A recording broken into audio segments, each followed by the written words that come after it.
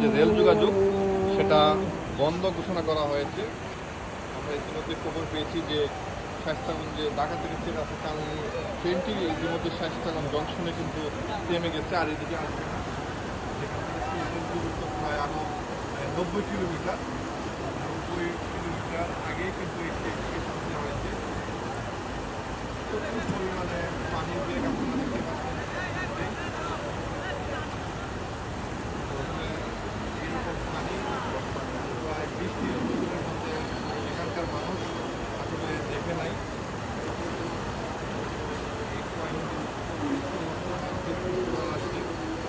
সেখানে গত 3 দিন যাবৎ ভারী বর্ষণ পাহাড়ি জলের সমস্ত পানি কিন্তু এই নদী দিয়ে কিন্তু আসলে বয়ে এই নবীগঞ্জ জেলা হয়ে কিন্তু কিশোরগঞ্জ, ভৈরব, নরসিংদী এই নদীকে যাচ্ছে। টিকপাই নদীর পাশটাতেই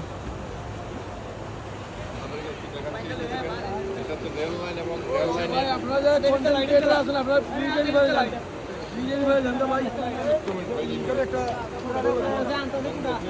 কি পরিমাণে পানি হয়েছে কিন্তু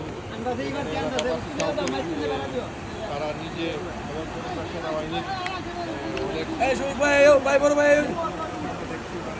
আমরা লোকের আছে ওই আইও রে আইও আইও বাধা দিচ্ছে।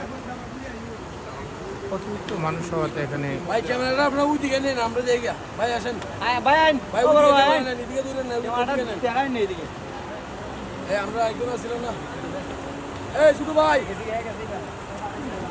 এই আমরা